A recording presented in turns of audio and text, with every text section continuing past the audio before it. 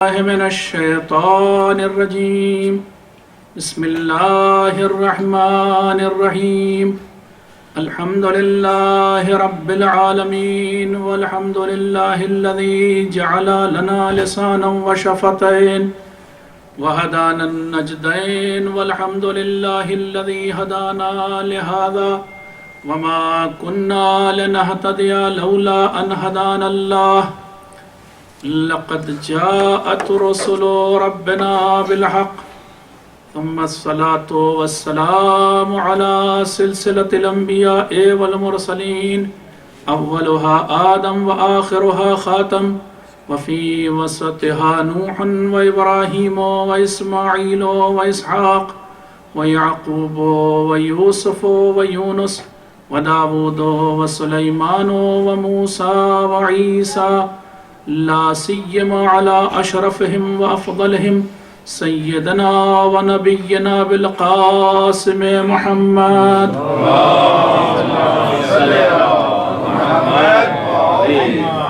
وعلى أهل بيته الطيبين الطاهرين الذين ذهب الله عنهم الرجس وطهرهم تطهيرا.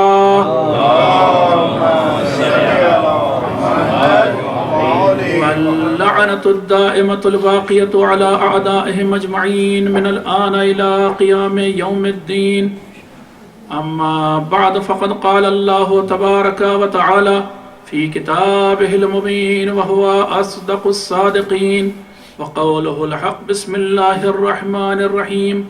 ومن يهاجر في سبيل الله يجد في الأرض مراغما كثيرا. صلوات پڑھیں.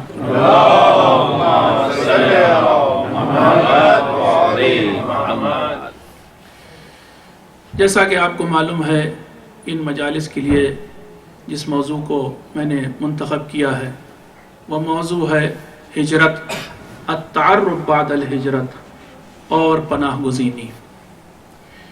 میں نے آپ کی خدمت میں عرض کیا تھا کہ وقت کا تقاضا ہے کہ اس بارے میں بات کی جائے، اور جب یہ دیکھا کہ عام طور سے اس چیز کو موضوع نہیں بنایا جا رہا ہے تو میں نے سوچا کہ میں ہی اپنی کم علمی کے باوجود اس موضوع پر تھوڑی سی روشنی ڈالوں. ماشاءاللہ.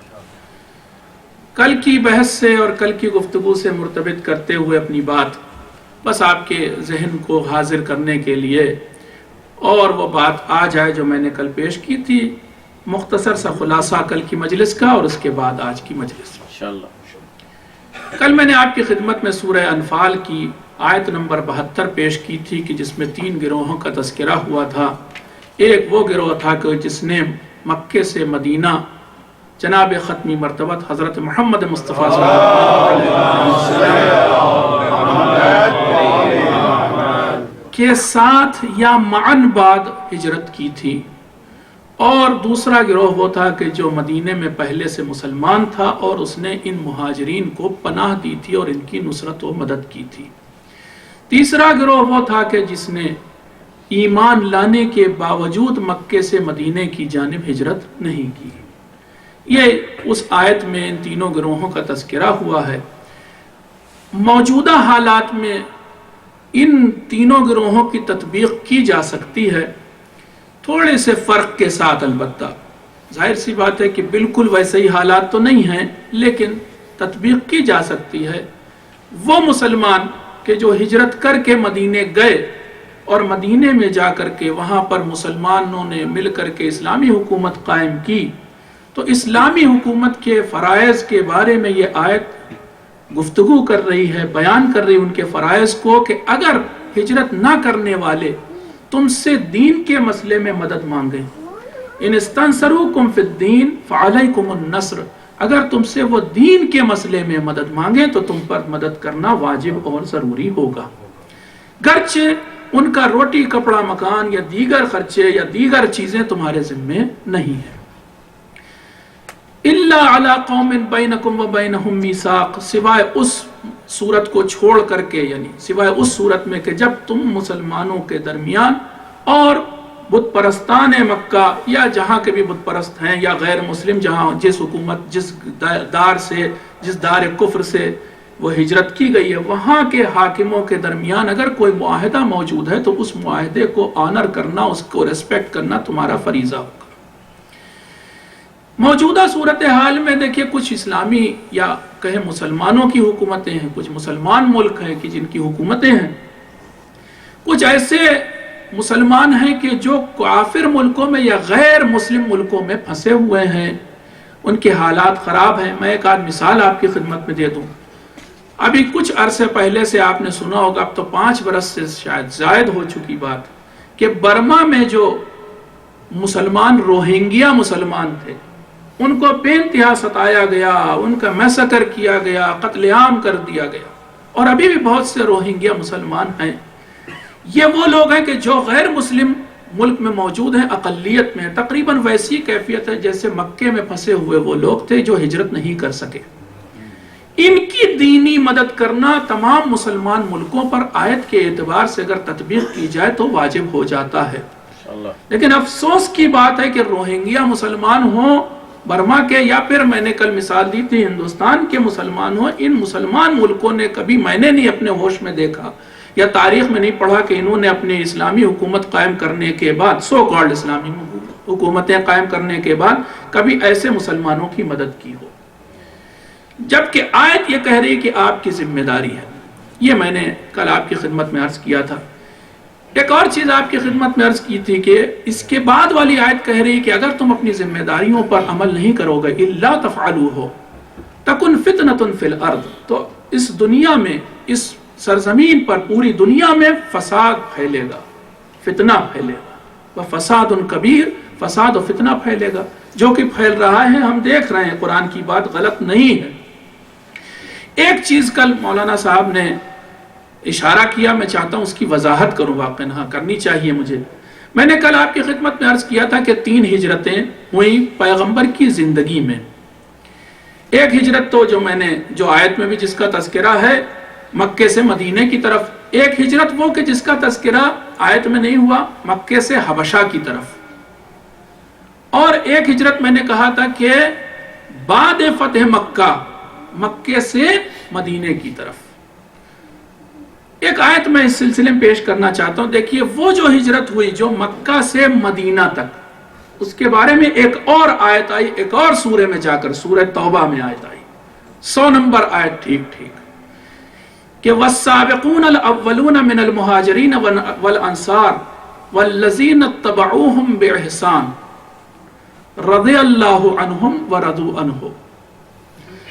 مہاجرین میں سے بھی جو مکے سے مدینے گئے، ان میں سے بھی جو پہلے گئے، شروع میں گئے، ان شروع والوں سے، اور ساتھ ہی ساتھ وہ انصار کے جو مدینے میں موجود تھے ان کے لیے کہہ رہا اللہ، 2 گروپ کے لیے، مہاجرین اولین مہاجرین جو تھے ان کے لیے اور انصار کے لیے، اور پھر تیسرا گروپ والذین اتبعوہم باحسان، اور پھر وہ لوگ کہ جنہوں نے نیکی کے ساتھ، نیکی کرتے ہوئے، صحیح راستے پر چلتے ہوئے ان دونوں گروپس کا اتباع کیا، تو اللہ ان سے راضی ہے، رضی اللہ عنہم ورضوا عنہ، وہ اللہ سے راضی ہے، اللہ ان سے راضی ہے۔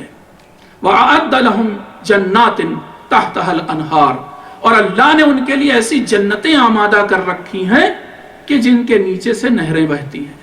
جو بات میں کہنا چاہ رہا ہوں وہ یہ کہ وہ لوگ جو مکے سے مدینہ ہجرت کر کے آئے تھے، ان میں بھی شروع کے لوگوں کی بات کر رہا ہے قرآن مجید، اور ساتھ ہی ساتھ یہ وہ لوگ کہ جنہوں نے ان کو پناہ دی تھی، انصار، اور پھر بعد میں فتح مکہ سے ابھی پہلے جو لوگ بعد میں آ کر کے ان سے جڑ گئے، ان کے لیے خاص درجہ اللہ نے رکھا تھا۔ وہ درجہ بس انہی چند افراد کے لیے تھا، اور وہ درجہ رضوان تھا کہ اللہ ان سے راضی ہے اور وہ ان سے راضی ہے۔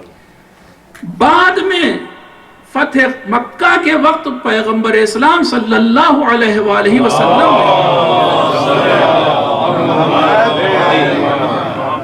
ایک جملہ ارشاد فرمایا، لا ہجرت بعد اليوم، آج کے بعد، فتح مکہ سن 8 ہجری کے بعد اب کوئی ہجرت نہیں، اب کوئی ہجرت نہیں، یعنی مطلب یہ تھا کہ ہجرت کرو گے لیکن وہ جو درجہ تھا وہ ختم ہو گیا، وہ جو ثواب تھا، وہ خاص ایک درجہ تھا ان مہاجرین کا، وہ ختم ہو گیا۔ لیکن ہجرت بعد میں بہت سے موقعوں پر ہوئی، یا حتیٰ میں ابھی جو کل بات ہو رہی تھی ہندوستان پاکستان کی، اس میں بھی ہجرتیں ہوئی، ہجرت ہوگی، ہجرت کا حکم باقی ہے، مگر وہ درجہ جو خاص تھا وہ اب وہ کسی کو نہیں ملنے والا۔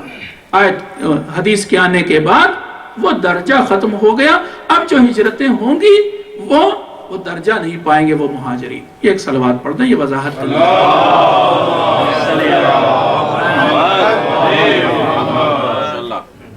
ہجرت کا پھر بھی حکم باقی رہے گا اسلام میں۔ آگے چلتے ہیں، میں نے آپ کی خدمت میں مستضعفین کے بارے میں کچھ باتیں عرض کی تھی اور وہ میں اب دہرانا نہیں چاہتا ہوں۔ بہرحال مستضعفین کی نسبت ہماری اور آپ کی بہت ساری ذمہ داریاں ہیں جن کو نبھانا بہت ضروری ہے۔ ایک چیز میں بس اتنا عرض کرنا چاہتا ہوں کہ ایک روایت ہے جسے پیش کرنا چاہتا ہوں مستضعفین کے سلسلے میں۔ ایک صلوات پڑھنے تو میں پیش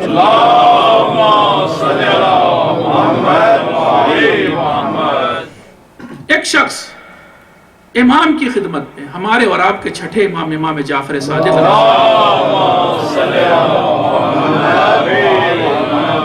آیا اور اس نے سوال کیا کہ مستضعف کون ہے، یا شاید پانچویں امام تھے، بہرحال اس وقت میں صحیح یاد نہیں آ رہا، پانچویں یا چھٹے امام آیا اور اس نے پوچھا کہ مولا بتائیے کہ مستضعف لوگ کون ہیں۔ کل میں نے بتایا تھا مستضعف دو طرح کے تھے، آپ کو اگر یاد ہو۔ ایک مستضعف وہ تھے کہ جو بیچارے ہجرت نہیں کر سکتے کیونکہ ان کے پاس وسائل ہجرت موجود نہیں، یا تو جسمانی طور پر کمزور ہیں یا مالی طور پر کمزور ہیں، کسی وجہ سے وہ ہجرت نہیں کر پا رہے، سواری نہیں ہے وغیرہ وغیرہ۔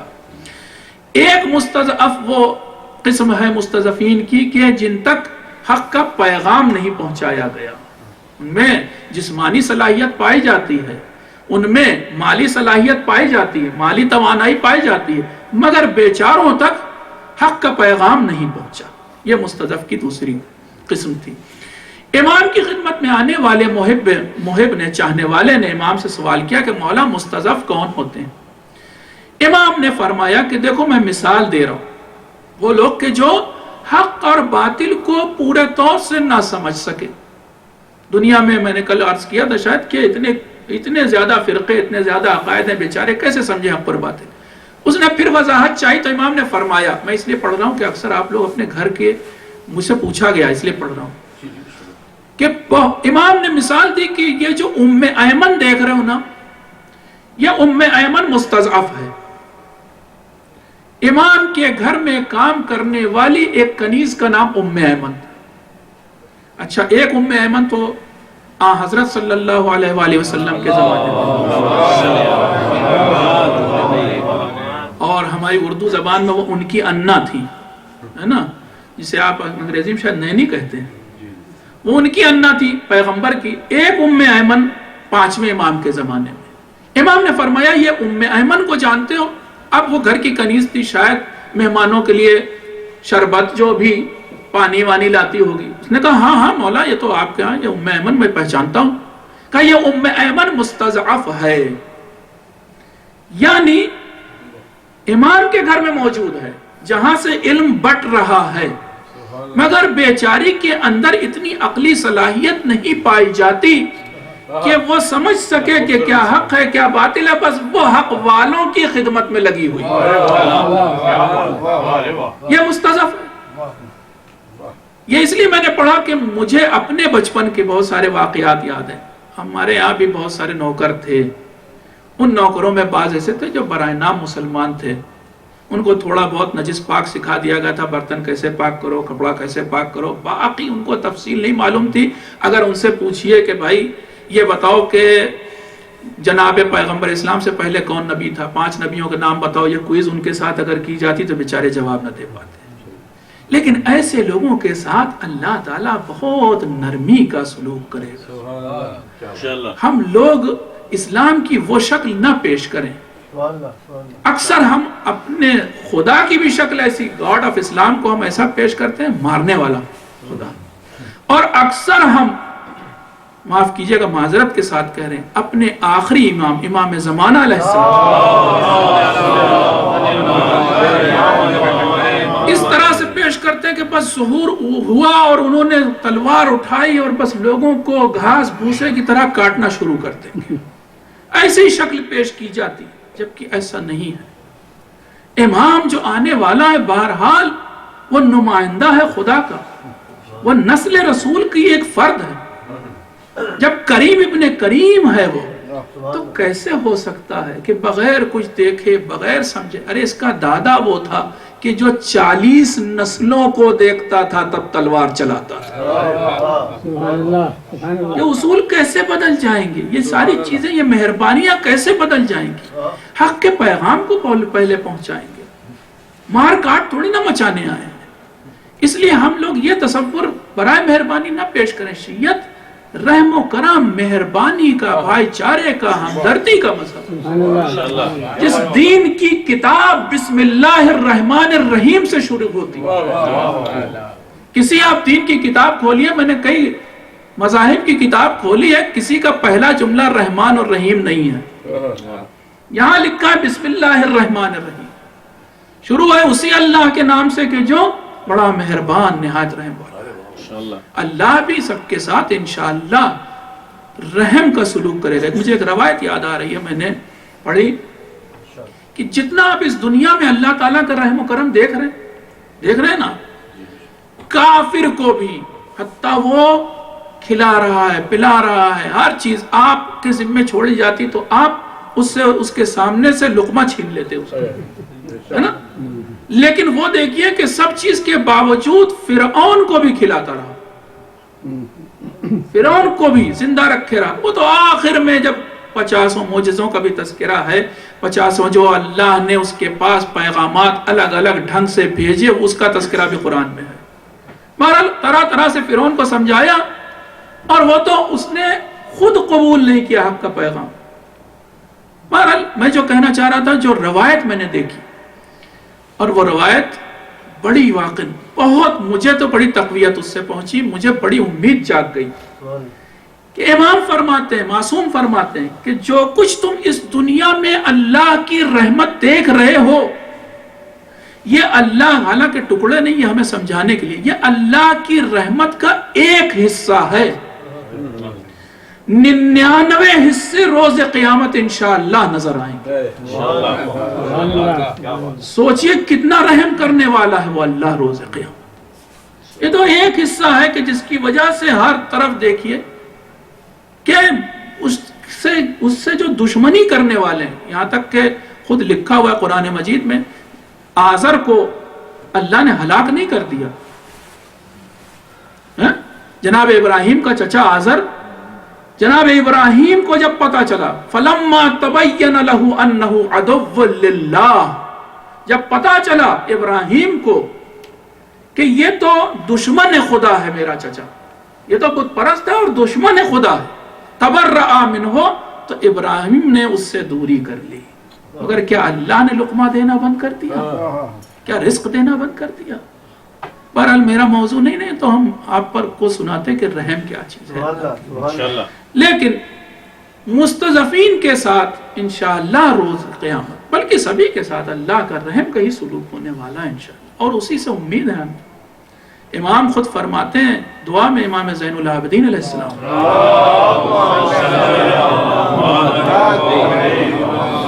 رب عاملنا بفضلک، پالنے والے ہم سے فضل کا معاملہ کرنا، جب ہم سے ہمارا حساب کتاب ہو رہا ہو تو فضل و کرم کرنا، ولا تعاملنا بعدلک، عدل نہ دکھانا، ایک کا ایک، ایک کا 10، یہ سب حساب کتاب نہ کرنا، حساب نہ ہو، کیونکہ ہمارے ہاں ایک ضرب المثل مشہور ہے، حساب جو اور بخشش 100۔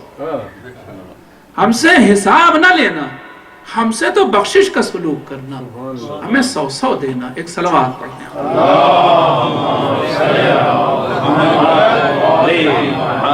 آئیے ہم لوٹتے ہیں پھر اسی ہجرت کی بحث کی طرف، اور اب آج کی بات دیکھیں۔ ہجرت کا اسلام سے ایک بہت قریبی رشتہ ہے۔ آپ خود غور کریں کہ جس دین کے سال کے نام کے آگے ہجری لگا ہو، کتنا قریبی رشتہ ہوگا اس دین کا ہجرت سے۔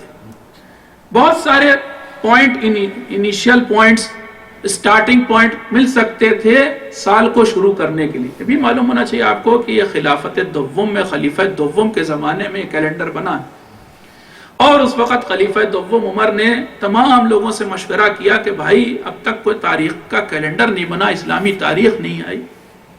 اس سے پہلے جو کیلنڈر تھا بتایا آپ کو، پیغمبر کی ولادت کے لیے بتاتے ہیں کہ کس سن میں پیدا ہوئے، عام الفیل میں، یعنی جس سال ابرہا نے لا کر کے لشکر اور کعبے پر حملہ کیا تھا اس سال پیدا ہوئے. عام الفیل چل رہا تھا. عام الفیل کے بعد کون سا کیلنڈر؟ عربوں کے پاس کوئی کیلنڈر ہی نہیں تھا، کوئی سال ہی نہیں تھا. مشورہ کیا خلیفہ دوم نے. اب یہ ہمارے یہاں بھی لکھا ہوا ہے اور اہل سنت کی کتابوں میں بھی کہ تمام لوگوں کے مشورے میں سب سے بہتر مشورہ ہمارے اور آپ کے آقا حضرت امیر المؤمنین علیہ السلام کا.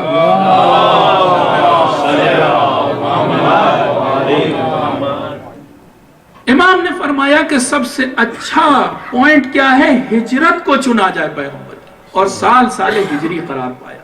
میں آپ سے سوال کرتا ہوں، یہ بھی تو ہو سکتا تھا کہ پیغمبر کی ولادت کا سال سال اول کہلاتا، جیسا کہ عیسائیت میں آپ دیکھ رہے ہیں. عیسائیوں کا کیلنڈر عیسائی جیسا کہتے ہیں، وہ ایک آدھ سن ادھر ادھر کو چھوڑ دیے، ایک آدھ تاریخ ادھر ادھر کی چھوڑ دیے، لیکن کل ملا کے کہا تو یہی جاتا ہے اینو ڈومینی. اے ڈی لکھا جاتا ہے. اینو ڈومینی کا کیا مطلب ہے؟ Year of our lord. یہ جو اے ڈی آپ لکھتے ہیں آگے، تو یہ کس سے؟ جناب عیسیٰ کی پیدائش کے سال سے شروع ہوا. کیا ایسا ہی اسلام میں نہیں ہو سکتا تھا؟ اسلام میں بھی ایسا ہو سکتا تھا کہ لکھا جاتا مثلا ایئر آف اوور پروفٹ، لیکن ایسا نہیں کیا گیا. پیغمبر کی بعثت دوسرا ایک ایسا پوائنٹ تھا جہاں سے چونکہ انہوں نے 40 سال کی عمر میں ہوتے ہوتے اعلان رسالت کیا تھا، اپنا مشن سٹارٹ کیا تھا، وہاں پر وہ جاتا، لیکن وہاں بھی نہیں. چنا کسے گیا؟ ہجرت کو. اس میں بہت بڑی حکمت موجود ہے، بہت بڑا فلسفہ موجود ہے کہ ہجرت کو پوائنٹ چنا گیا اسلامی کیلنڈر کے آغاز کا. ایک صلوات پڑھتے ہیں.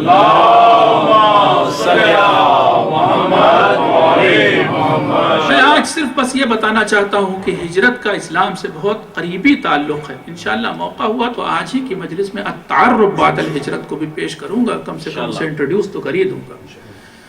تو بہرحال آگے بڑھتے ہیں. ہجرت ایک ایسی چیز ہے، یہ بھی آپ دیکھیں کہ نیچر میں پائی جاتی. بہت سے ایسے پرندے ہیں کہ جو ہجرت کرتے ہیں. آپ کو معلوم ہونا چاہیے کتنی لمبی ہجرت کرتے ہیں، انسانوں سے زیادہ ہجرت کرتے ہیں. ہر سال وہ 2 بار ہجرت کرتے ہیں. جب جاڑا شروع ہو رہا ہے تو ٹھنڈے ملکوں سے گرم ملکوں کی طرف چلے جاتے ہیں. لکھا ہوا ہے، آپ جا کے دیکھیں، اس بارے میں تحقیق کریں تو 12,000 میل کا سفر پورا کرتے ہیں. ان میں سے بہت سے ایسے ہیں جو 12,000 میل اڑ کر کے جاتے ہیں اپنا نیا ٹھکانہ ڈھونڈنے. یعنی نیچر نے بھی ہم کو سکھایا ہے کہ ہمیں ہجرت کرنی چاہیے. اور تو اور آپ 2 چیزیں تقریباً ہر نبی کی زندگی میں کامن پائیں گے. اس کے اوپر ریسرچ ہوئی ہے بہت بڑی، اور وہ ریسرچ کیا ہے کہ ہر نبی نے اپنی زندگی میں کوئی نہ کوئی چھوٹی ہی صحیح ہجرت کی. اور دوسری چیز عجیب سی لگے گی آپ کو، لیکن اس کے اوپر بھی قوم میں بھی بہت کام ہوا ہے حوضے میں، ہاں، کہ ہر نبی نے لگ بھگ گوسپن چرائی ہے، بکری چرائی. بہت بڑی حکمت پوشیدہ اس میں. ہر نبی نے لگ بھگ وہ بکری چراتا تھا. اور اس کے اوپر ریسرچ ہوئی ہے کہ کیا کیا بکری چرانے سے فائدے ہیں، وہ الگ موضوع. ان میں سے میں جو بتانا چاہ رہا ہوں کہ ہر نبی نے لگ بھگ ہجرت کی ہے، جہاں تک ان کے حالات لوگوں تک پہنچے، ہم تک پہنچے. اس کو اگر آپ پڑھیں تو ایسا ہی ہوگا.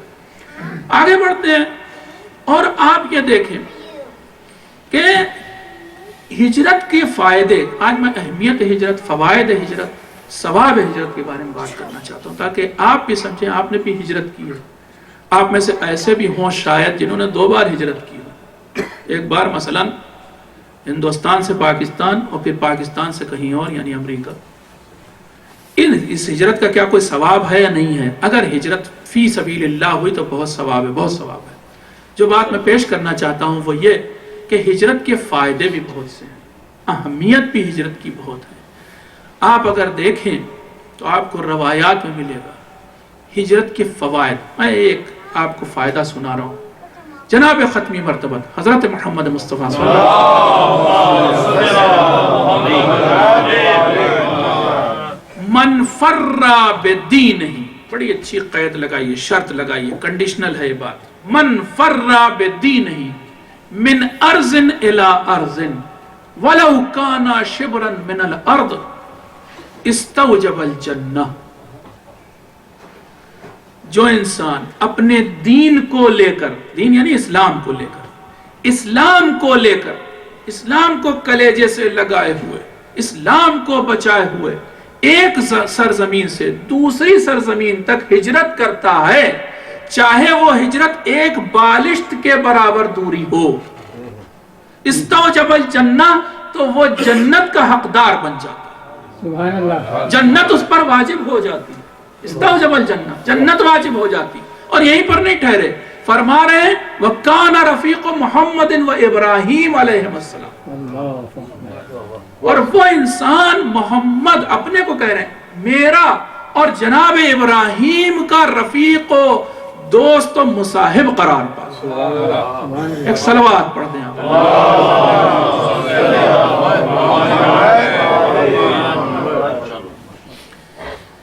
آپ اگر ہجرت کو دیکھیں تو ہجرت نے بہت کچھ دیا ہے اسلام کو. میں نے کہا ہر نبی نے ہجرت کی. اپنے نبی کی بات دیکھیں، اپنے نبی کی. جس وقت تک نبی مکے میں تھے، دین کے ماننے والے کچھ ہو گئے تھے، تبلیغ کی، بہت سے لوگ مسلمان ہوئے، لیکن ابھی آپ بس ذہن میں یہ تصور کریں تھوڑی دیر کے لیے کہ اگر نبی مکے سے مدینہ ہجرت نہ کرتے، یا پھر نبی ساتھ ہی ساتھ لوگوں کو اجازت نہ دیتے کہ وہ مکے سے حبشہ جائیں، سب مسلمان مکے میں ہی رہ جاتے، تو اس وقت صورتحال کیا ہوتی دنیا میں اسلام کی؟ ویسی صورتحال ہوتی جیسے افریقہ کے بہت سارے مذاہب ہیں. آپ کو معلوم ہونا چاہیے افریقن کانٹیننٹ میں سینکڑوں کی تعداد میں دین و مذہب ہیں. اتنے مذہب ہیں کہ کچھ مذہب تو ایک محلے میں ہی پریکٹس کیے جاتے ہیں، کچھ ایک شہر تک محدود ہیں، کچھ ایک دو شہر تک محدود ہیں، کچھ بس ایک صوبے تک محدود ہیں، کچھ بس ایک ملک تک محدود ہیں. ایسا ہی ایک علاقائی مذہب بن کر اسلام رہ جاتا اگر ہجرت نہ ہوتی.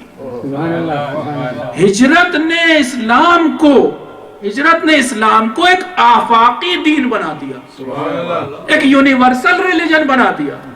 یہاں کے لوگ دوسری جگہ گئے اور پھر اسی سے اسلام پھیلا.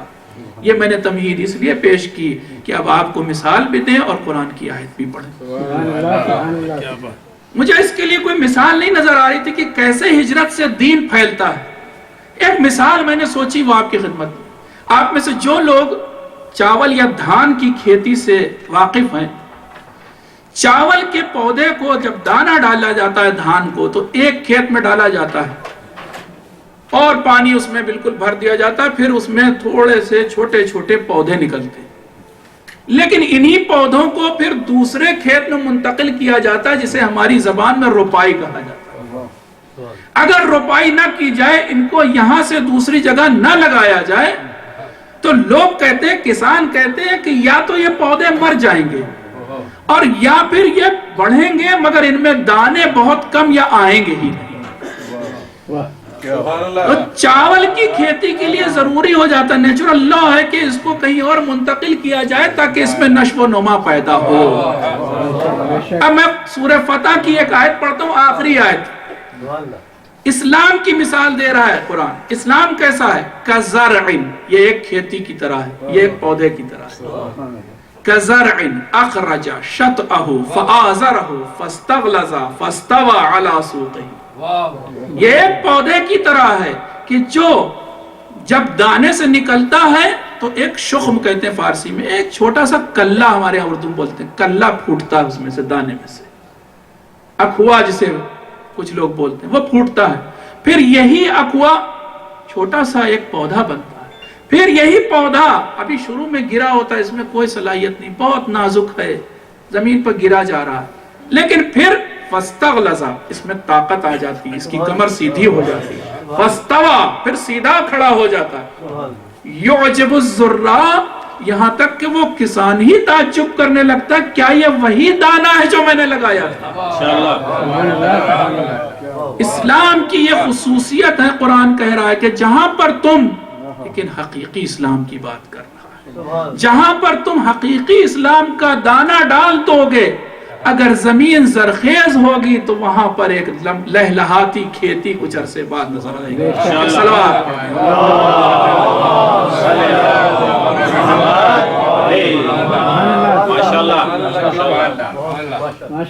یہی ہجرت کے ساتھ ہے. اگر ہجرت فی سبیل اللہ ہوئی، من یجد فی الارض، من یہاجر فی سبیل اللہ یجد فی الارض مراغما کثیرا، جو انسان اللہ کی راہ میں اللہ کی مرضی کے مطابق ہجرت کرے گا تو پھر وہ ایسی سرزمین پر پہنچے گا کہ جہاں پر حق پھیل جائے گا، حق کو وسعت ملے گی، حق کو توانائی ملے گی، ایسی ایک سرزمین اسے حاصل ہو جائے گی. یہی آیت وہ ہے کہ جسے میں نے خطبے میں پڑھا تھا. اب آپ کو آیت کا مطلب سمجھ میں آ گیا ہوگا. تو دیکھیے ہجرت بہت کارآمد چیز ہے. مراغم کا لفظ استعمال کیا قرآن نے، جو میں نے آیت پڑھی، من یہاجر فی سبیل اللہ یجد فی الارض مراغما کثیرا. مراغم کا مطلب وہ جگہ ہوتی، وہ سرزمین ہوتی ہے کہ جہاں پر حق کو پھیلنے کی کا موقع ملے، حق سکڑ کے نہ رہ جائے، تنگی کا شکار نہ ہو جائے، بلکہ یہ پھیلے اور دوسروں تک اپنا پیغام پہنچا دے، دوسروں کو اپنے جیسا بنا لے. یہ ہجرت کی برکت ہوتی ہے، یہ ہجرت کا فائدہ ہوتا ہے. اب سوال یہ ہوتا ہے کہ ہجرت کن حالات میں صحیح ہے.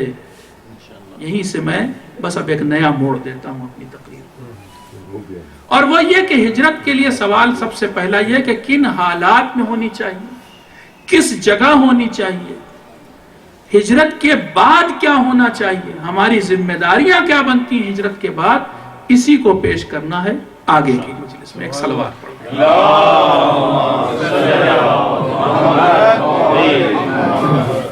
آج کچھ حصہ پیش کر رہا ہوں اور اس کے بعد کل زیادہ حصہ انشاءاللہ آ جائے گا.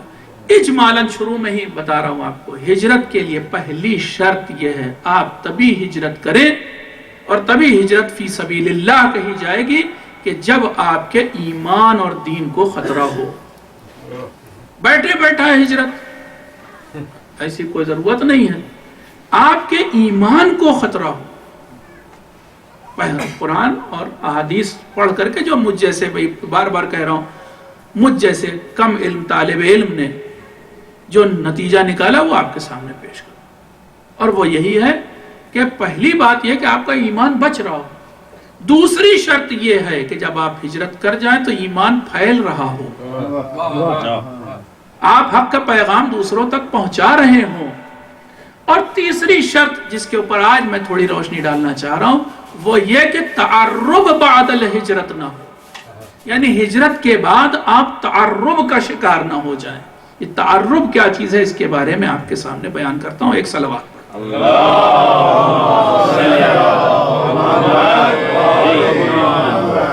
آپ کہیں مولانا بڑی گاڑی گاڑی چیزیں لے آتے ہیں. التعرب بعد الہجرہ، آپ اگر آیت اللہ العظمی حضرت سید علی سیستانی حفظہ اللہ دام ظلہ الشریف کے فتوے کو اب ان کی کتابوں میں دیکھیں یا دیگر مجتہدین کے فتاویٰ کو تو یہ ٹرم آپ کو ملے گی. آپ لوگ غور کریں یا نہ کریں یہ ایک الگ بات ہے. ان کی ایک کتاب انگلش میں بھی ٹرانسلیٹ ہوئی ہے، A Code of Practice for Muslims Living in the West. اس کتاب میں ایک جگہ پر سوال پوچھنے والے نے مائیگریشن کے سلسلے میں پوچھا سوال، ہم ہجرت کر رہے ہیں، اور سوال آپ جا کے دیکھیے اس کا کیا ہے. میں بس اتنا بتا رہا ہوں، کہیں یہ التعرب بعد الہجرت تو نہیں ہو جائے گی یہ چیز. یعنی کوئی چیز ہے کہ جس کے بارے میں لوگ سوال کرتے ہیں، واقف ہیں لوگ، آپ بھی جانیے کہ وہ چیز کیا ہے. ابتداءً میں بتانا چاہتا ہوں، بعد الہجرت سے تو آپ سمجھ رہے ہیں ہجرت کے بعد کچھ ہو رہا ہے. التعرب کیا چیز ہے، لیکن اس سے پہلے کہ بتاؤں التعرب کیا چیز ہے سنیں اس کی اہمیت کو. ایک شخص آیا ہمارے اور آپ کے چھٹے امام جعفر صادق علیہ السلام،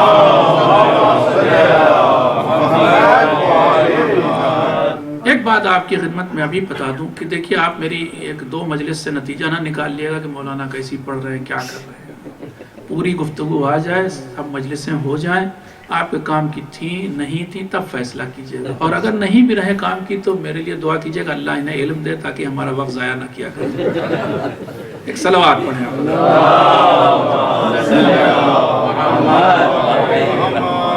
چھٹے امام علیہ السلام کی خدمت میں ایک شخص آیا، اس نے پوچھا کہ یہ بتائیے مولا گناہان کبیرہ کون کون سے؟ فہرست دیجیے گناہان کبیرہ، جو سب سے بڑے گناہ ہیں وہ کون سے ہیں؟ امام نے فرمایا الکبائر سبع، دیکھو گناہان کبیرہ 7 ہیں. 7 ہیں. پہلا دیکھیں کتنے خطرناک گناہوں کے ساتھ التعرف بعد الہجرہ کا تذکرہ ہوا ہے، یہ بتانے جا رہا ہوں. پہلا گناہ قتل المؤمن متعمدا، جان بوجھ کر کسی مومن کا قتل کرنا پہلا گناہ ہے جو گناہ ہے. کسی مومن کا گناہ کا قتل کرنا، وہ بھی جانتے بوجھتے. اس کے بارے میں قرآن مجید میں آیت آئی وَمَن يَقْتُلْ مُؤْمِنًا مُتَعَمِّدًا فَجَزَاؤُهُ جَهَنَّمُ، جو انسان جان بوجھ کر کسی مومن کا قتل کر دے تو اس کی سزا کیا ہے؟ جہنم ہے. یہیں پر آیت نہیں ٹھہری وَغَضِبَ اللَّهُ عَلَيْهِ، اللہ کا غضب اس پر نازل ہوتا ہے، وَلَعَنَهُ، اور اللہ اس پر لعنت بھی کرتا ہے. اور یہیں پر بھی نہیں ختم ہوئی وَعَاتَدْنَا لَهُ عَذَابًا عَظِيمًا، اور اللہ نے اس کے لیے عظیم عذاب، بہت بہت زبردست عذاب، بہت دردناک عذاب تیار رکھا ہوا. پہلا گناہ کون سا ہے؟ قتل المؤمن متعمدا، جان بوجھ کر کسی مومن کا قتل کرنا. اس کے بعد دوسرا گناہ وقذف المحصنہ، اور کسی پاک دامن نیک کردار عورت پر بدچلنی کا الزام لگانا. یہ جان لیں آپ لوگ بھی غور سے سنیں، یہ جو آپس میں ہم لوگ چیمہ گوئیاں کرتے ہیں نا، اس میں بھی اگر کوئی صاحب وہ عورت پاک دامن ہوئی اور آپ نے اپنی ان چیمہ گوئیوں میں کہیں پر اس کے کردار پر کوئی الزام لگایا، یہ گناہان کبیرہ میں سے ایک ہے، بہت خطرناک گناہ. پھر والفرار من الزحف، اور جنگ کے میدان سے بھاگنا سب سے بڑا گناہ، گناہان کبیرہ میں سے ایک، جنگ کے میدان سے بھاگنا. اور کیا والتعرب بعد الہجرہ، اور ہجرت کے بعد تعرب. پھر اور کیا وَأَكْلُ مَالِ الْيَتِيمِ ظُلْمًا، غصب کرتے ہوئے مال یتیم کھا جانا، ظلم کرتے ہوئے چھین کر کے مال یتیم کھانا. وَأَكْلُ الرِّبَا بَعْدَ الْبَيِّنَةِ، اور سود خوری، سود کا کھانا جبکہ پکا پتا ہے یہ سود کا پیسہ ہے، جب معلوم ہو جائے کہ سود کا پیسہ پھر بھی اسے کھانا، سود کا مال ہڑپ کرنا، یہ کیا ہے؟ یہ بھی حرام. یہاں تک پہنچ کر کے پھر کہہ رہے ہیں وَكُلُّ مَا أَوْجَبَ اللَّهُ عَلَيْهِ النَّارِ، اور ہر وہ گناہ کہ جس کے لیے اللہ نے اپنی کتاب میں جہنم کا وعدہ کیا ہے اور کہا واجب ہے ایسے شخص پر جہنم. تو کل ملا کر کے آپ سمجھے کتنے سنگین گناہوں کے بیچ میں التعرب بعد الہجرہ کا تذکرہ ہوا ہے. بہت خطرناک گناہ ہے. معنی کیا ہے اس کا، مطلب کیا ہے؟ ہجرت کے بعد تعرب. اب تعرب پر ہی میں بیان کرنے جا رہا ہوں. تعرب کا مطلب اگر آپ لغت میں جا کر دیکھیں گے، ڈکشنری میں جا کر دیکھیں گے تو تعرب کا مطلب ہوتا ہے سفر. جو آپ سفر کرتے ہیں. مولا علی علیہ السلام کی طرف منسوب 2 شعر ہیں عربی میں، اگر آپ اجازت ہیں تو میں پڑھ دوں. آپ کی اجازت صلوات ہوتی ہے.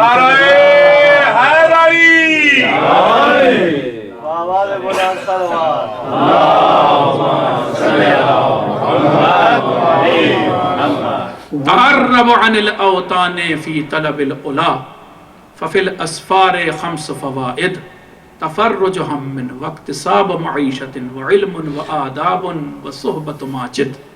2 شعر ہیں ربائی. فرما رہے ہیں کہ دیکھو تم سفر کرو، تعرب سفر کرو، عن الاوطان اپنے وطن سے سفر کرو.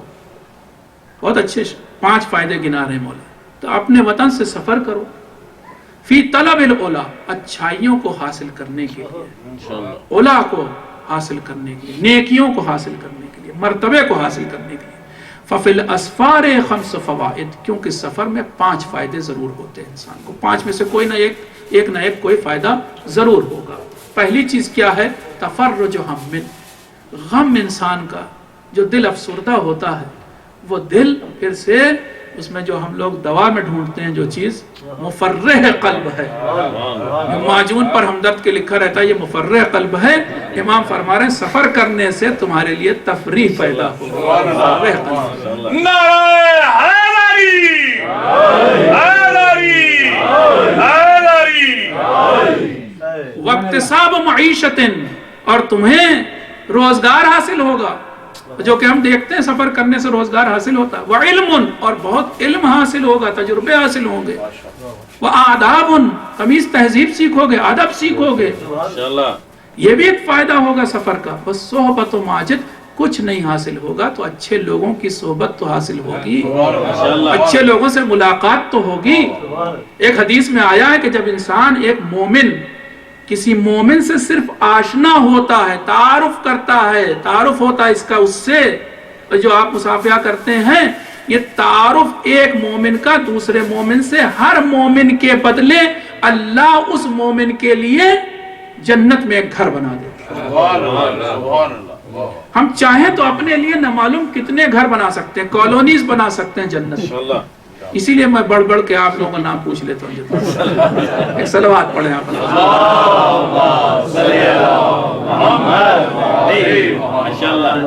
تعرب کا لغتاً مطلب لغوی معنی کیا ہے؟ سفر، لیکن یہاں پر لغوی معنی مراد نہیں ہے، یہاں پر اصطلاحی معنی مراد ہے۔ اصطلاحی معنی یہ ہے کہ سفر آپ ہجرت کرنے کے بعد انسان آ گیا نئے وطن میں، یہ اب اس کو پہلے رسول کے زمانے کی بتا رہا ہوں، رسول کے زمانے میں مکے سے مدینے لوگ آ گئے تھے، آنے کے بعد اب ان کو اجازت واپس جانے کی نہیں تھی، پتا ہونا چاہیے آپ کو، ان کو اجازت نہیں تھی، یہ مکے واپس نہیں جا سکتے تھے، بلکہ انہیں اب مدینے میں رہنا چھوڑا ہے تم وہ وطن کہ جہاں پر بت پرستی ہوتی تھی، جہاں پر شرک ہی شرک تھا، چاروں طرف شرک کے مظہر موجود تھے، اب واپس وہاں جا کے کیا کرو گے؟ لوگ دعائیاں دیتے تھے، یا رسول اللہ ہمارا گھر بار وہاں پر ہے، ہماری کھیتی وہاں پر ہے، ہمارا مثلاً ہمارے گوسفندے وہاں ہیں، اونٹ وہاں ہیں، گائے وہاں ہیں، لیکن رسول اجازت نہیں دیتے تھے۔ نہیں، اب دار اسلام میں آ گئے، کیا کرو گے وہاں جا کر؟ تم کیوں آئے تھے؟ ایمان بچانے آئے تھے نا، تو پھر واپس کیوں جانا چاہتے؟ مجھے یاد ہے 3 سال پہلے جو آپ کے یہاں ملین مین مارچ ہو رہا تھا، تو طاہر القادری صاحب جنہوں نے کینیڈا میں اسائلم لیا ہوا ہے، یہ اسائلم لینے کے بعد، اسائلم جب آپ لیتے ہیں تو کہتے ہیں ہمیں اس ملک میں خطرہ ہے ہماری جان کو، اور مجھے یہاں اسائلم چاہیے، اور پھر کاغذات لگاتے ہیں، دلیلیں دیتے ہیں، ثبوت دیتے ہیں، سب کر کے اسائلم مل جاتا ہے۔ ان کو اسائلم مل گیا، لیکن یہ اسائلم ملنے کے باوجود یہ پاکستان پہنچ گئے، اور وہاں پر اس مارچ کی لیڈرشپ کے لیے پتہ ہے اسی وقت، خاص اسی وقت کینیڈین گورنمنٹ نے انہیں نوٹس دے دیا۔ تو یہ اپنا آپ کو معلوم ہونا چاہیے، بعد تک لوگ بیٹھے رہے دھرنے پہ، لیکن یہ اسی وقت واپس آ گئے اپنے اسائلم کو بچانے کے لیے۔ ویسی تقریباً سچویشن کہ تم رسول کے ساتھ آئے، مدینے میں آئے، کیوں واپس جانا چاہتے ہو؟ بھائی اسائلم تم نے لے لیا، یہاں پر ریفیوج لے لیا، اب کیوں واپس جانا چاہتے ہو؟ سمجھ رہے ہیں؟ تو اسلام میں اس کی اجازت نہیں تھی اس دور میں۔ اب کہہ رہا اسلام تعرب بعد الہجرہ، پھر اجمالاً بتا رہا ہوں، کل انشاءاللہ یا آج ہی ہو سکا تو تفصیل سے۔ تعرب بعد الہجرت کا مطلب یہ ہے کہ یہ والا سفر نہیں، آنا جانا نہیں، اب تو وہ نہ مکہ رہا نہ وہ مدینہ، وہ بات نہیں، اب تو ساری دنیا میں مسلمان پھیل گئے، اب اصطلاحاً آ گئی بات، اور یہ دور امیر المؤمنین علیہ السلام میں ہی اس کا معنی بدل چکا تھا۔ تعرب کا معنی کیا بن چکا تھا؟ تعرب کا معنی اسلام سے غیر اسلام کی طرف چلے جانا، اسلام سے کفر کی طرف چلے جانا، دین سے بے دین ہو جانا۔ تعرب، التعرب بعد الہجرہ گناہان کبیرہ میں سے ایک گناہ ہے۔ یہ بہت بڑی بات ہے، آپ بچانے آئے تھے اس سرزمین پر، آپ ہی کی مثال دوں، آپ کیا بچانے آئے ہیں؟ مان لیجئے اپنا ایمان ہی بچانے آئے، اور ایمان ہی چلا جائے، جو جس چیز کو بچانا چاہ رہے تھے وہی چلا گیا، باقی سب گاڑی بھی ہے، بنگلہ بھی ہے، ہر چیز ہے، ایمان چلا گیا بس۔ تو رہا کیا بھائی؟ آپ کیا پھر لے کے جائیں گے روز قیامت؟ قبر میں لے کے انسان کیا جائے گا جب اس کا عقیدہ ہی چلا گیا؟ اسی لیے قرآن نے بہت تاکید کی اس مسئلے میں. میں آپ کو ایک آدھ آیت سنا دیتا ہوں. مَن يَرْتَدِدْ مِنْكُمْ عَنْ دِينِهِ فَيَمُتْ وَهُوَ كَافِرٌ. دیکھو تم میں سے جو دین سے پھر جائے گا اور وہ مر جائے گا اور کفر کی حالت میں ہی اس کی موت آئے گی، فَأُولَئِكَ حَبِطَتْ أَعْمَالُهُمْ. تو ایسے لوگوں کے تمام نیک عمل بھی رائے گاں چلے جائیں. جتنی نیکیاں کی، پرانے گزشتہ چیریٹیز کی، غریبوں کے کام آئے، یتیموں کے کام آئے، اور نہ معلوم کتنے نیک عمل کیے، صرف ایک چیز سے، بس اسلام سے غیر اسلام کی طرف پھرنا. تعرب بعد الہجرت کا مطلب اسلام سے پھر غیر اسلام کی طرف چلے جانا. یہ بہت اہم چیز ہے. لیکن اسلام کا مطلب آپ کے ذہنوں میں کیا ہے؟ یہ بس میں بتانا چاہتا ہوں کہ یہاں پر اسلام بہت وائڈر ٹرم میں آیا ہے، بہت بڑا مفہوم ہے یہاں پر دین کا، بہت بڑا مفہوم ہے. اور وہ مفہوم کیا ہے؟ ہم اور آپ، ایک مشکل ہم لوگوں کے ساتھ یہ ہو گئی کہ ہم لوگوں کے ذہن میں 2-3 زبانوں کے آ جانے سے مفہوم کا بڑا خلط ملط ہو گیا، ملاوٹ ہو گئی. دین کا ترجمہ جس دن سے ریلیجن ہو گیا نا، اسی دن سے ساری خرابی ہمارے ذہنوں میں بھی آ گئی. ریلیجن کا مطلب کیا؟ آپ کسی غیر مسلم سے پوچھئے، کسی گورے کسی کالے سے اس ملک میں پوچھئے، تو ریلیجن کو وہ کہتا وہ چیز کی جو چرچ کے اندر ہے نا. ہم لوگ بھی یہی سمجھ بیٹھے کہ جو چیز ہمارے مساجد کے اندر، امام بارگاہوں کے اندر ہے، بس وہی ریلیجن ہے. ریلیجن محدود ہے ان 4 دیواریوں کے اندر. تو ہم نے کیا سمجھا؟ اکثر لوگ ہم میں سے یہی سمجھتے ہیں ریلیجن کا مطلب اچھا بھلا تو ہے، ہم اللہ اور رسول کو مانتے ہیں، 12 امام کے ماننے والے ہیں، ہم تو قرآن کو مانتے ہیں، ہم کعبے کو قبلہ مانتے ہیں، قیامت کے قائل ہیں، نیک عمل کر رہے ہیں الحمدللہ، نماز روزہ چل ہی رہا ہے، حج اپنا واجب کر ہی لیا ہے، الحمدللہ ہم تو مسلمان ہیں، بس پورے ریلیجن پر عمل ہو رہا ہے. مگر معاف کیجئے گا، اسلام صرف یہی نہیں ہے. یاد رکھیے، اسلام صرف اتنا نہیں ہے.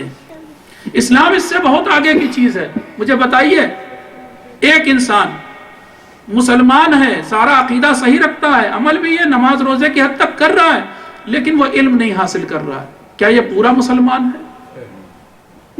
وہاں تو لکھا ہوا ہے کہ طلب العلم فریضۃ علی کل مسلم و مسلمہ. ہر مسلم اور مسلمہ پر، ہر عورت اور مرد مسلمان پر واجب ہے کہ وہ علم حاصل کرے. واجب، فریضہ ہے. تو یہ تو اپنے فریضے پر عمل نہیں کر رہا. اطلب العلم من المہد الی اللحد. علم حاصل کرو کہاں سے؟ گہوارے سے گور تک. وہ حاصل ہی نہیں کر رہا. وہ تو کہہ رہا اپنے 4 وقت کے، اپنا 2 وقت کی روٹی چل رہی، کیا سب چکروں پڑے، کیا ضرورت. لیکن اصل میں سچ بتائیں آپ کو، میں ایک روایت پڑھ رہا ہوں، یاد آ گئی، ایک صلوات پڑھ دیا.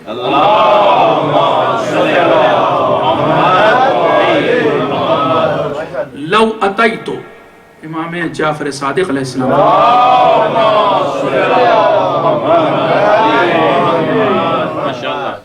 لو اتیتو بشاب من شباب الشیعہ، اگر مجھے شیعوں میں سے، اپنے شیعہ نوجوانوں میں سے کوئی ایسا جوان ملے کہ جو علم حاصل نہ کر رہا ہو، لَأَدَّبْتُهُ، تو اسے میں سزا دوں گا.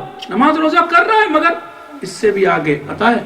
لَوَدَدْتُ، ایک اور روایت امام سے، انہی امام سے، لَوَدَدْتُ، مجھے یہ بات پسند ہے، میں چاہتا ہوں، ایسے کہوں، میں چاہتا ہوں کہ اپنے ان چاہنے والوں کو، ان محبین کو میں، کہ جو علم حاصل نہیں کرتے اور دین کو نہیں سمجھنا چاہتے، میں انہیں تازیانوں سے ماروں.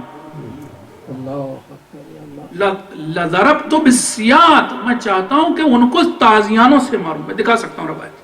اسلام اتنی تاکید کر رہا ہے علم حاصل کرنے. اس کا مطلب اسلام کا دائرہ صرف ایمان و عمل تک نہیں ہے. آپ یہ جو آیت کل بھی میں نے پڑھی تھی، آج پھر پڑھ رہا ہوں، کیا ہے؟ وَالْعَصْرِ سورہ کیا ہے؟ بسم اللہ الرحمن الرحیم والعصر ان الانسان لفی خسر الا الذین آمنوا وعملوا الصالحات. زیادہ تر چیزوں میں آپ جو ہے آمنوا وعملوا الصالحات پر سمجھ لیتے ہیں جس کا عقیدہ ٹھیک ہے، عمل ٹھیک ہے، بس ہو گیا. نہیں، اس کے آگے بھی بہت کچھ ہے. دین اس کے آگے ایک چیز ابھی بتائی آپ کو، کیا ہے؟ علم و آگاہی حاصل کرنا بھی فریضہ. اس سے اور آگے عقل و فراست، یہ بھی حاصل کرنا ایک مسلمان کا فریضہ ہے. بہت سے لوگ علم حاصل کرتے ہیں، ہماری اپنی اردو زبان میں پڑھے ہیں مگر کڑے نہیں. پڑھے کڑے دونوں ہونا چاہیے بھائی، عقل بھی تو لگاؤ تھوڑی سی، بالکل رٹو طوطا نہ ہو جاؤ. علم تو حاصل کیا ہے مگر اب ایک بہت اچھا موضوع الگ سے کہ یہ بیچارے انفارمیشن بینک ہیں لیکن نالجبل لوگ نہیں. There is a big difference between knowledge and information. یہ انفارمیشن بینک ہے، رٹو توتے ہیں. یہ کمپیوٹر کا کام کر سکتے ہیں آپ کے سامنے 10-20 آیتیں کھٹاکھٹ سناتے چلے جائیں. حافظ ہیں مگر نہیں سمجھ رہے قرآن میں کیا لکھا ہوا. ایک صلوات پڑھ دیں.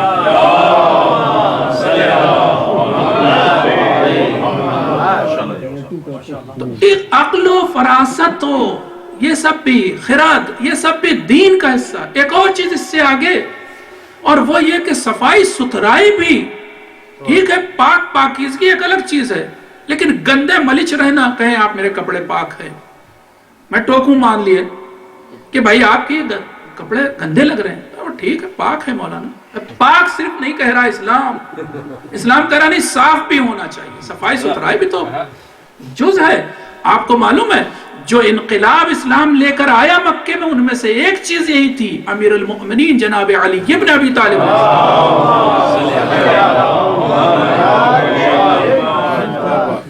نہج البلاغہ میں یہ بات 3-4 جگہ کہہ دی امام نے، اور عربوں کو یاد دلایا کہ تم عرب بھول گئے جب ہمارا نبی آیا، جب ہمارے نبی آئے، میرا بھائی گویا کہہ رہے تھے، ہم نے تمہیں سکھایا کہ صاف ستھرے کیسے رہا جاتا، ورنہ تمہیں تو گھر میں رہنا بھی نہیں آتا تھا. تم کیسے گھروں میں رہتے تھے؟ پتھروں کے گھروں میں سانپوں کے بیچ رہتے تھے. تشربون الجشب وتأکلون الخشب، تم گندا گدلا پانی پیتے تھے، تمہیں تو پانی پینا بھی نہیں سمجھ میں بھی نہیں آتا تھا یہ پانی نہیں پینا چاہیے. تم کون سا پانی پیتے تھے؟ گندا پانی پیتے تھے، اور خس و خاشاک گھاس بھوسا کھاتے تھے. اور کھانے کے بارے میں عربوں کے اگر آپ سنیں گے، اس سے الگ ہٹ کے بتا رہا ہوں، وہ کیا کھاتے تھے اسلام آنے سے پہلے؟ وہ عرب بدو کیا کھاتے تھے پتا ہے آپ کو؟ عجب چیزیں کھاتے تھے. ان کے کھانے کے بارے میں آپ اسٹڈی کریں، عجب چیزیں. مثلا مثال دے رہا ہوں، جس توبڑے میں، ہم لوگ یہاں اردو میں توبڑے ہی بولا جاتا ہے، جس توبڑے میں گھوڑا دانا کھاتا ہے ساتھ ہی میں منہ ڈال دیتے تھے، ساتھ ہی اس کے کھانے لگ جاتے تھے. یہاں تک کہ اب چونکہ بات آ گئی اس لیے کہہ رہا ہوں، اونٹ کی چھینک سے جو نکلتی چیز وہ بھی چاٹ جاتے تھے. یہ تک لکھا ہے کہ جانور جو ریگستان میں مر جاتے تھے، ان جانوروں کی سب چیز جسم گل گیا، سینگ پڑی رہ جاتی تھی، وہ نہیں گلتی تھی. وہ اگر سینگ انہیں کہیں بیابان جنگل میں مل جاتی تھی، اس کو لے آتے تھے گھر پہ، اسے بھی کھا جاتے تھے بھون بھان کے. جانوروں کی کھال اگر کوئی جانور کی مل گئی ریگستان میں، اس کو بھی لاتے تھے اور اس کو بھی بھگو کر کے ایسا بناتے تھے کہ بعد میں پیس کر کے اس کو گوند کے آٹے کی طرح اس کی روٹی بنا کے کھا جاتے تھے.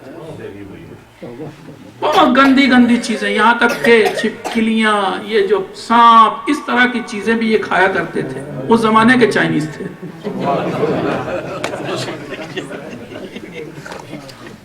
ایک صلوات پڑھ دیا.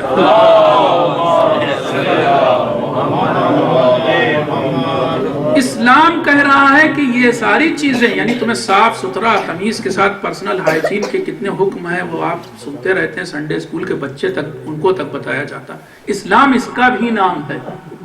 تمیز تہذیب ایک آخری آئٹم آپ کی خدمت میں. یہ سارا معجون ملائیں، عقیدہ و عمل، علم و آگاہی، عقل و خرد، صفائی ستھرائی، اور ساتھ ہی ساتھ آگے ایک اور چیز تمیز اور تہذیب. تمیز تہذیب بھی نہیں ہے اگر اس انسان میں تو مسلمان نہیں. ہمارے یہاں کچھ آداب ہیں، کچھ طریقے ہیں، کچھ طور، ہمیں ان کو ترک نہیں کرنا چاہیے. بات میں تھوڑے سے یہاں پر روشنی ڈالنا چاہوں گا کہ ہمارے یہاں ایک یہ چیز آ گئی ہے صاحب کہ ہم نے جو ہجرت کی ہے. یہاں پہنچنے کے بعد ہم چلیے زبان کا تو ایک بہت بڑی الگ گفتگو ہے کہ زبان صاحب یہاں انگریزی ہونی چاہیے کہ اردو ہونی چاہیے، بہت سارا ایک ڈیبیٹ ہے بہت بڑی لوگوں کے درمیان. لیکن تمیز تہذیب وہ کہاں چلی جاتی ہے؟ جب ہمارے یہاں ایک بچہ اپنی عمر سے بڑے کو پکارتا ہے تو یا تو بھائی کہتا ہے یا چچا کہتا ہے یا ماموں کہتا ہے، کچھ کہتا ہے نا آگے. لیکن یہاں کا بچہ تو اپنے بڑے کو تو کیا سیدھے اس کا نام لیتا ہے. یہاں کے بچے کو تو نہیں پتا ہے کہ پیر پھیلا کے بیٹھنا چاہیے بزرگ کی طرف یا نہیں. یہ اچھی چیزیں ہیں، ان کو کیوں چھوڑنا چاہیے؟ ہمیں کوئی دلیل دے کہ یہ جو چیزیں ہمارے یہ اسلامی ہیں. دراصل اسلام کہہ رہا بزرگ کا آپ پڑھیں، ایک نہیں جناب رسول خدا صلی اللہ علیہ وآلہ وسلم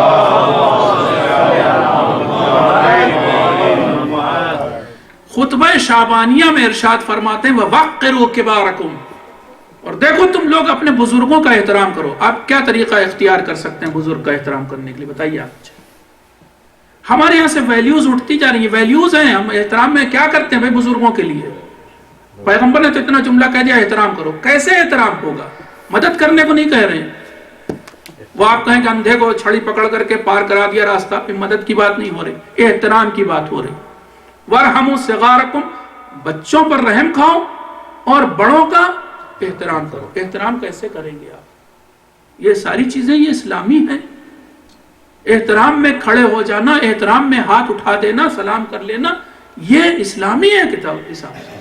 آپ کہیں گے ہاں اس میں کلچر ہے، لیکن کلچر بھی اسلام کے ساتھ چل رہا ہے. آپ ایک دم الگ نہیں کر سکتے بیچ میں ایک لائن کھینچ کر کے کہ یہ کلچر نہیں. احترام کرنا ہے ہمیں کسی طریقے سے. تو پیغمبر کی تعلیم، دین کیا سکھا رہا ہے آپ کو؟ تمیز و تہذیب. میں یہی کہتا ہوں کہ بعض موقعوں پر ہمیں پرانے مرثیے پڑھنے چاہیے. میر انیس کے مرثیہ ایک ہے، جب کٹ گئے دریا پہ علمدار کے بازو. اس مرثیے کے آخری بند پڑھیں آپ، وہ تمیز تہذیب بھی ہمیں سکھایا جا رہا ہے. وہ مرثیہ وہاں پر آپ اتنا گریہ بھی کریں گے، ساتھ ساتھ کیا کریں؟ ہمارے بچوں کو وہ سب نہیں بتایا جاتا. وہ منظر کشی کی ہے میر انیس نے، حالانکہ شاعر ہے، بہت ساری چیزیں تاریخی اعتبار سے ثابت نہیں ہوتی لیکن شاعر ہے. کیا منظر کشی کی ہے کہ جناب سرکار وفا حضرت ابو الفضل العباس علیہ السلام گھوڑے سے گر چکے، اور گرنے کے بعد اب ان کے جنازے پر یا ان کے لاشے پر جناب علی اکبر پہنچے اور جناب امام حسین علیہ السلام. اور وہاں پہنچنے کے بعد اب چونکہ جناب ابو الفضل العباس کی ایک آنکھ میں تیر لگا اور دوسرے میں خون ہے، اس لیے دیکھ نہیں پا رہے، مگر آواز جیسے ہی دی جناب علی اکبر نے اکبر کو آواز سے پہچانا. پھر آواز سے پہچاننے کے بعد فوراً پہلا سوال کیا آقا کس حالت میں؟ اکبر نے کہا کہ دیکھتے نہیں آپ کے سامنے کھڑے ہیں. اکبر سے پوچھا کس جانب کھڑے ہیں؟ کہا جس طرف آپ کے پیر ہیں اسی طرف کھڑے. تو کہا کہ اکبر تم نے میرے ساتھ انصاف نہیں کیا. ارے کہیں کعبے کی طرف پیر کیا جاتا ہے، کہیں قرآن کی طرف پیر کیا جاتا ہے. یہ مرثیہ کی چیز ہے، مگر مرثیہ ہمیں تہذیب تمیز سکھا رہا، یہ دین کا حصہ ہے. عزیزوں ہمیں یہ چیزیں زندہ رکھنی چاہیے. کل انشاءاللہ پیش کروں گا، اگر یہ چیزیں مری تو تعارف بعد الہجرت کا شکار ہو جائیں گے. لیکن جب بات یہاں تک آ گئی، میں اپنی منزل تک آ گیا. یاد رکھیے کہ ہمیں یہ چیزیں زندہ رکھنی. ہاں اسی ابو الفضل العباس کی ایک بھتیجی تھی، آج اس کا تذکرہ کرنا چاہتا ہوں. عجیب وہ بچی تھی، عجیب اس کی قسمت میں جو چیزیں لکھی تھی وہ بھی عجیب و غریب تھی. میں ایک دن بیٹھ کے سوچنے لگا کہ اس بچی کو اپنے باپ کے دیدار کا کتنا شوق تھا، اپنے باپ کی زیارت کا کتنا شوق تھا. دیکھیں بعض چیزیں چونکہ ہم لوگوں کے سامنے بار بار دہرائی جاتی ہیں، اس لیے ہم ان کے وزن کو نہیں سمجھ پاتے، تصور نہیں کر پاتے کہ اس بچی پر مثلاً کیا گزرے. آخری بار اس بچی نے اپنے باپ کو کب دیکھا تھا؟ عصر عاشور، جب امام حسین علیہ السلام نے آ کر کہا تھا یا رقیہ یا سکینہ یا ام کلثوم یا زینب یا فضہ علیکن من السلام.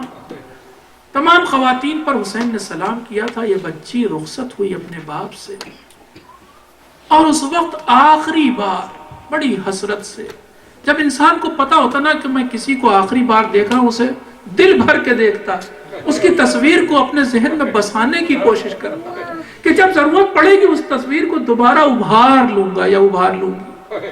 بچی نے شاید اسی نگاہ سے دیکھا ہوگا، کیونکہ حسین نے صاف کہہ دیا تھا یہ آخری ملاقات ہے، اس کے بعد کوئی ملاقات نہیں۔ عزیزو، اس کے بعد بھی بچی نے اپنے باپ کی زیارت کی، مگر کیفیت بدل گئی، بڑی عجیب کیفیت تھی۔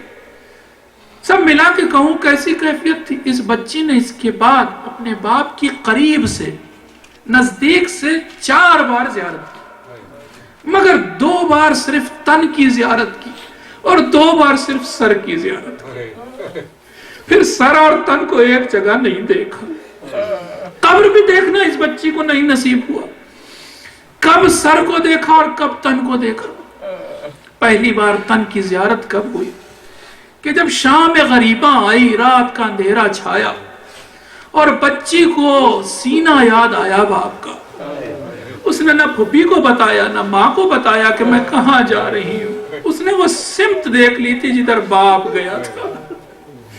چلتی ہوئی میدان میں گئی، ایک چیز نہیں ہے، اندھیرا پڑا ہوا، ہر طرف خاموشی ہے، ہر طرف اداسی ہے، اور اس میں یہ بچی بار بار کہہ رہی یا بتے یا بتے آئینہ یا بتے، اے میرے باپ، اے میرے بابا جان، کہاں ہے آپ، کہاں ہے آپ؟ اس وقت حسین کے لاشے سے صدا آئی، الیہ الیہ سکینہ سکینہ، اے میری لاڈلی، اے میری سکینہ، آ جا میرے پاس، آ جا میرے پاس، آ جا۔ لیکن آپ تصور کر سکے تبھی، آپ کہیں گے کتاب میں دکھاؤ، نہیں دکھا سکتا میں۔ بچی پہنچی لاشے پر اور زیارت کی اپنے باپ کی، لاشے سے لپٹ گئی۔ اب یہاں سے روایت یہاں کے بعد نہیں ہے، لیکن آپ سمجھیں اس بات کو کہ جب لاشے سے لپٹی ہوگی تو بچی نے محسوس نہ کیا ہوگا کہ لاشا کس عالم میں ہے۔ تیروں سے چھلی لاشا، جگہ جگہ سے خون کو بہتا ہوا محسوس کر لیا ہوگا چھو کر کے کہ میرے ہاتھوں میں خون لگ چکا ہے، لاشے کی کیفیت کا اندازہ لگا لیا ہوگا۔ اسی لیے معلوم ہے آپ کو، جب دوبارہ اسی تن حسین کی زیارت ہوئی تو کیا کیفیت تھی۔